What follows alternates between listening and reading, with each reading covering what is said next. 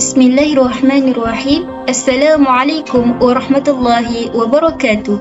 Saya Hamizah binti Ramli dari kelas 1.01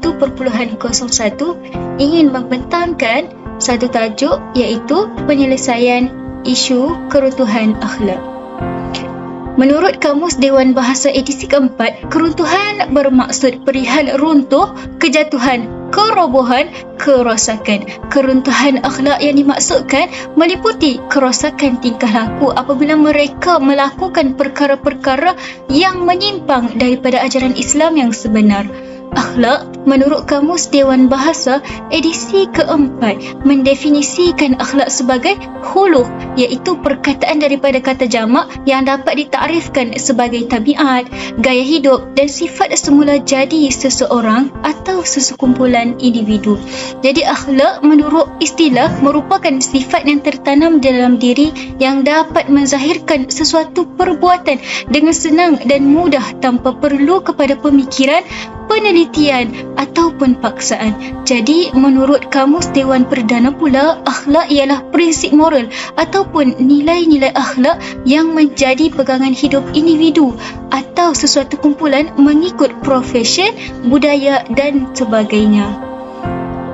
Jadi di sini kita boleh lihat keruntuhan akhlak saban hari semakin meningkat dan ini amatlah menimbulkan satu permasalahan dalam masyarakat kita kini. Baiklah, merujuk kepada hadis berikut iaitu hadis yang berkait dengan sifat benar. Haddatsana Muhsaddad qala haddatsana Abdullah bin Dawud 'an al-A'mash 'an Abi Wa'il 'an Abdillah 'an Nabi sallallahu alaihi wasallam qala عليكم بالصدق فإن الصدق يهدي إلى البر وإن البر يهدي إلى الجنة وإن الرجل يصدق حتى يكتب عند الله صديقا وإياكم والكذب فإن الكذب يهدي إلى الفجور والفجور يهدي إلى النار وإن الرجل لا يكذب حتى يكتب عند الله كذابا.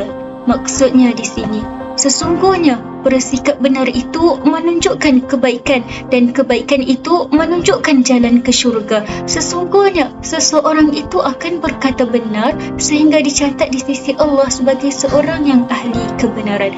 Sesungguhnya berdusta itu menunjukkan kecurangan dan kecurangan itu menunjukkan jalan ke neraka. Dan sesungguhnya seseorang itu akan berkata dusta sehingga dicatat di sisi Allah sebagai orang yang dusta. Hadis riwayat Al-Bukhari. Setelah kita meneliti hadis berikut, sudah jelas lagi bersuluh bahawa hadis ini amat berkait dengan sifat benar yang mana seharusnya kita terapkan sifat ini di dalam diri. Menurut Ramli Mat Amin 2015, benar itu bukan hanya pada kata-kata, namun benar itu turut terletak pada niat dan kehendak, keteguhan jiwa, menepati perkara yang diazamkan serta benar pada amalan. Oleh itu, tidak dapat dinafikan bahawa pentingnya sifat ini dipupuk dalam diri kita supaya dapat membentuk insan yang sejati. Modernisasi ini kita dapat melihat bahawa nilai-nilai ini semakin pudar dalam masyarakat dek kurangnya pendekatan pendidikan moral. Oleh itu, kita boleh lihat sekarang masyarakat kurang berkemampuan telah ditindas manakala golongan yang di atas terus bangkit tanpa mempedulikan masyarakat di bawah. Oleh yang demikian, saya gariskan di sini beberapa isu yang berkait dengan sifat benar. Saya gariskan 3 perkara, iaitu yang pertama, wujudnya isu ketirisan pengurusan dana yang serius dalam Malaysia, yang mana kita tahu segelintir masyarakat telah mengambil hak orang lain. Perkara ini boleh dilihat pada gelombang COVID-19 di mana kita tahu segelintir masyarakat telah terkesan dengan isu kehilangan pekerjaan, pengangguran, masalah perniagaan dan juga ada yang terpaksa menutup perniagaan kerana keadaan ekonomi yang tidak berkembang seperti biasa. Jadi pada waktu tersebut, kerajaan telah memperkenalkan dana pinjaman, latihan kemahiran serta bantuan kewangan bagi membantu rakyat meneruskan kelangsungan hidup mereka. Namun, wujud sebahagian individu ataupun syarikat yang telah mengambil kesempatan untuk mengaut keuntungan atas hak rakyat yang lain. Mereka ini telah mengambil kesempatan secara terang-terangan dengan membuat tuntutan palsu bagi memperoleh dana-dana yang disediakan oleh pihak kerajaan untuk kepuasan diri mereka sendiri. Impak daripada hal ini, golongan-golongan yang sepatutnya menerima hak mereka telah sengsara dan terbeban kerana tidak memperoleh bantuan yang sepatutnya. Jadi dari sinilah kita boleh lihat satu bentuk ketirisan yang sepatutnya dirawat oleh kerajaan dengan segera. Hal ini kerana kita tahu segelintir masyarakat telah terkesan. Seterusnya, isu yang kedua iaitu isu rasuah yang masih lagi berlegar dalam kalangan masyarakat kita. Kini, seringkali kita mendengar bahawa isu ini masih lagi ada dalam negara kita. Hal ini menunjukkan bahawa negara kita masih lagi tidak dapat membendung isu ini dengan baik. Rasuah ditakrifkan sebagai satu perbuatan yang tidak jujur yang dilakukan oleh seseorang bagi mencapai keuntungan peribadi. Pelbagai inisiatif telah diambil oleh pihak kerajaan bagi menghapuskan isu ini, namun masih gagal dan masyarakat kita yang sentiasa mementingkan keuntungan diri. Menurut Mufti Wilayah Persekutuan 2019, pengharaman rasuah adalah jelas sama ada dalam Al-Quran dan Sunnah. Larangan rasuah dalam Al-Quran telah diambil daripada celaan Allah Subhanahu Wa Taala terhadap kaum Yahudi yang biasa mengambil rasuah. Allah Subhanahu Wa Taala telah berfirman dalam surah Al-Maidah ayat 42, iaitu maksudnya mereka sangat suka mendengar berita-berita dusta, sangat suka memakan segala yang haram, yakni rasuah dan sebagainya. Sekiranya kita meneliti dengan lebih mendalam, kita tahu disebabkan kurangnya penerapan sifat benar dan amanah, oleh yang demikian berlakunya isu ini sehingga kini. Berikutnya, isu yang ketiga iaitu masa banyak dihabiskan dengan gadget. Kita tahu pembangunan teknologi di Malaysia semakin hari semakin pesat, yang mana tidak heranlah bahawa setiap orang kini memiliki gadget sendiri meskipun masih kanak-kanak.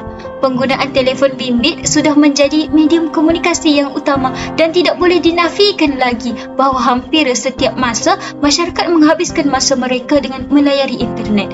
Menurut Ridwan Daud 2022, kajian menunjukkan kanak-kanak dan remaja di Amerika Syarikat menghabiskan lebih banyak masa menggunakan gadget dan media sosial berbanding sebelum ini. Menurut kajian yang dikeluarkan pada 23 Mac 2022, jumlah jam yang dihabiskan ketika melayari internet semakin meningkat dengan mendadak, terutamanya semasa pandemik COVID-19.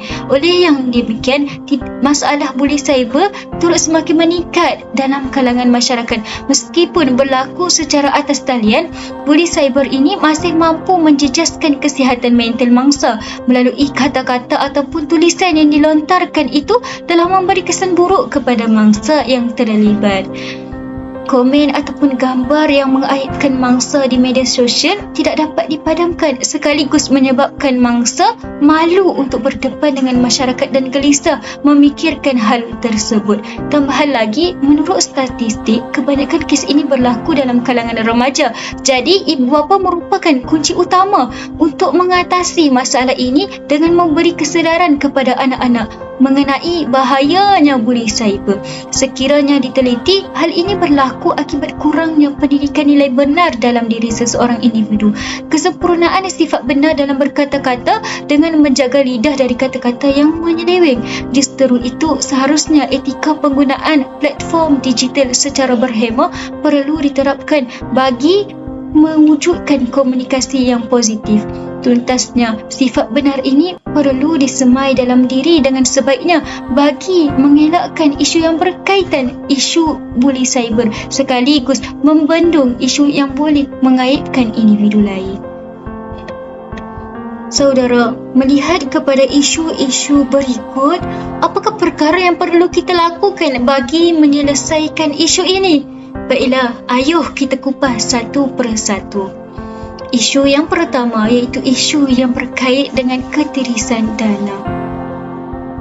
Yang pertama, seharusnya pihak kerajaan mengambil tindakan segera dengan memastikan syarikat yang menjalankan projek mematuhi undang-undang yang telah ditetapkan.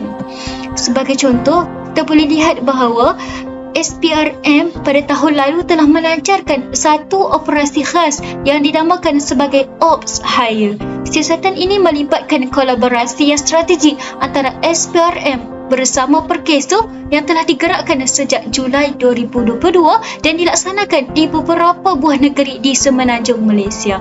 Fokus siasatan ini adalah terhadap syarikat-syarikat yang disyaki melakukan jenayah, rasuah, pemalsuan dokumen dan penipuan bagi mendapatkan dana kerajaan di bawah program penjada melalui Perkeso. Jumlah peruntukan yang disalurkan oleh pihak kerajaan untuk program penjana ini adalah sebanyak RM3.5 bilion dalam 3 peringkat, iaitu penjana kerjaya 1.0 iaitu pada 1 Jun 2020 hingga 20 Disember 2020, penjana kerjaya 2.0 iaitu pada 21 Disember 2020 sehingga 30 Jun 2021 dan penjana kerjaya 3.0 iaitu fasa pemulihan iaitu dari 15 Jun 2021 sehingga 31 Disember 2023. Objektif pemberian dana ini oleh kerajaan adalah untuk merangsang ekonomi semasa tempoh pandemik COVID-19 melalui program insentif pengambilan pekerja dan program latihan pekerja.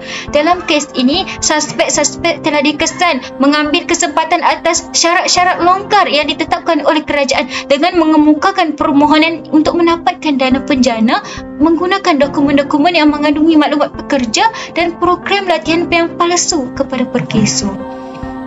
Hasil siasatan telah mengesahkan bahawa individu yang didakwa sebagai kaki tangan kepada syarikat suspek adalah tidak dapat dibuktikan dan program latihan juga tidak dilaksanakan sepenuhnya sebagaimana tuntutan. Oleh itu, melalui operasi ini seramai 74 individu telah ditangkap dan 61 buah syarikat telah disiasat. Siasatan mendapati jumlah yang terlibat dengan jenayah ini adalah sebanyak RM87,757,29 yang mana sehingga 19 Januari 2023 seramai 27 individu telah didakwa di Mahkamah Khas Rasuah Kuala Lumpur, Selangor dan Melaka di bawah kesalahan Seksyen 18 Akta SPRM 2009 yang mana nilai keseluruhan tuntutan palsu adalah sebanyak RM4927,440 yang mana wang hasil daripada aktiviti jenayah ini berjumlah RM3 juta juga telah berjaya dicurahkan kepada kerajaan. Jadi ramai juga suspek yang telah didakwa dan telah dibawa kepada siasatan bagi menyelesaikan isu berikut. Selain daripada itu, inisiatif yang dilakukan oleh pihak kerajaan ini pasti mampu membendung masalah ini dengan lebih cekap dan teliti. Selain itu, pihak sekolah juga memainkan peranan yang penting yang mana guru seharusnya membimbing murid-murid supaya mereka menjauhi perkara-perkara yang dilarang seperti ini. Hal ini demikian kerana isu ini memberi impak yang amat besar terhadap masyarakat, terutamanya golongan bawahan yang ditindas.